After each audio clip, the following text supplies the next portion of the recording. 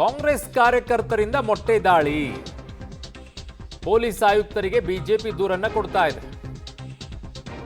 ಪಾದಯಾತ್ರೆಯಲ್ಲಿ ಆಗಮಿಸಿ ದೂರನ್ನ ಬಿಜೆಪಿ ನಾಯಕರು ಕೊಡ್ತಾ ಇದ್ದಾರೆ.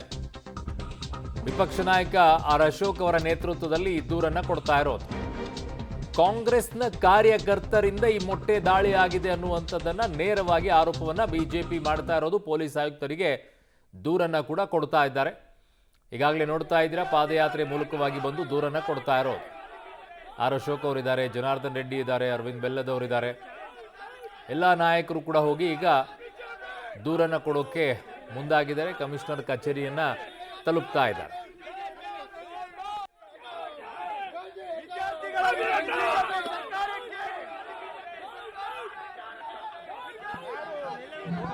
ಕಾಕ್ರೋಚ್ ಹೆಸರಲ್ಲಿ ದೇಶ ವಿರೋಧಿ ಚಟುವಟಿಕೆಯನ್ನ ಮಾಡ್ತಾ ಇದ್ದಾರೆ. ಆ ದೇಶ ವಿರೋಧಿ ಚಟುವಟಿಕೆಯನ್ನ ಮಾಡ್ತಾ ಇರತಕ್ಕಂತ ವ್ಯಕ್ತಿಗಳಿಗೆ ಇವತ್ತು ರಾಹುಲ್ ಗಾಂಧಿ ಬೆಂಬಲವನ್ನ ಕೊಡ್ತಾ ಇದ್ದಾರೆ.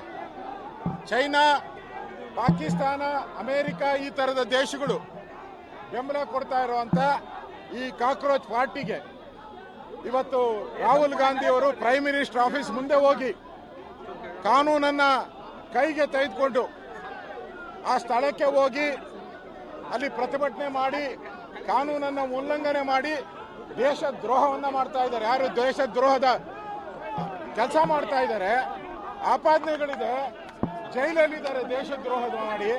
ಅಂತವರ ಪರವಾಗಿ ರಾಹುಲ್ ಗಾಂಧಿ ಅವರು ಹೊರಟಿರುವಂತದ್ದು ಇದು ಕಾಂಗ್ರೆಸ್ ಪಾರ್ಟಿ ಮಾಡ್ತಾ ಇರುವಂತ ದ್ರೋಹ. ಇವರು 11 ಜನ RCBಯಲ್ಲಿ ಅಮಾಯಕ ವಿದ್ಯಾರ್ಥಿಗಳು ಸತ್ತರು. ಅದಕ್ಕೆ ಉತ್ತರ ಕೊಡಿ ರಾಹುಲ್ ಗಾಂಧಿ. ಹುಬ್ಳಿಯಲ್ಲಿ ಲಕ್ಷಾಂತರ ಯುವಕರು ಹೋರಾಟವನ್ನ ಮಾಡಿದ್ರು. ನಾನು ನಾರಾಯಣ ಸ್ವಾಮಿ ಎಲ್ಲ ಹೋಗಿದ್ರಿ, ಅಲ್ಲಿ ಲಾಠಿ ಚಾರ್ಜ್ ಮಾಡಿದ್ರಲ್ಲ ಅವ್ರ ಮೇಲೆ. ಅವಾಗೆಲ್ಲ ಹೋಗಿತ್ತು ನಿಮಗೆ ವಿದ್ಯಾರ್ಥಿಗಳು? ಈಗ ಮಾತ್ರ ವಿದ್ಯಾರ್ಥಿಗಳ ಬಗ್ಗೆ ಮಾತಾಡ್ತಿರಲ್ಲ. ಪಾರ್ಲಿಮೆಂಟ್ ಏನಿದೆ ನಿಮಗೆ? ಪಾರ್ಲಿಮೆಂಟ್ ಅಲ್ಲಿ ಮಾತಾಡಕ್ಕೆ ಯೋಗ್ಯತೆ ಇಲ್ಲ. ಪಾರ್ಲಿಮೆಂಟ್ ಅಲ್ಲಿ ನಾಲಾಯಕ ವಿರೋಧ ಪಕ್ಷದ ನಾಯಕ ನೀನು. ಮಾತಾಡಕ್ಕೆ ಕೆಪಾಸಿಟಿ ಇಲ್ಲ, ಮಾತಾಡಕ್ಕೆ ದಾಖಲೆ ಇಲ್ಲ ನಿನ್ನ ಹತ್ರ. ಇವತ್ತು ಬಂದು ರಸ್ತೆಯಲ್ಲಿ ನಿಂತ್ಕೊಂಡು ಪ್ರಧಾನಿ ನರೇಂದ್ರ ಮೋದಿ ಬಗ್ಗೆ ಮಾತಾಡ್ತೀಯಲ್ಲ, ನಿನಗೆ ಯೋಗ್ಯತೆ ಇದೆಯಾ? ನರೇಂದ್ರ ಮೋದಿ ಬಗ್ಗೆ ಮಾತಾಡುವಂತ ಯೋಗ್ಯತೆ ನಿನಗಿಲ್ಲ. ಆದ್ರಿಂದ ಇವತ್ತು ಈ ದೇಶದಲ್ಲಿ ನರೇಂದ್ರ ಮೋದಿ ಒಳ್ಳೆಯ ನಾಯಕತ್ವ ಕೊಟ್ಟಿದ್ದಾರೆ.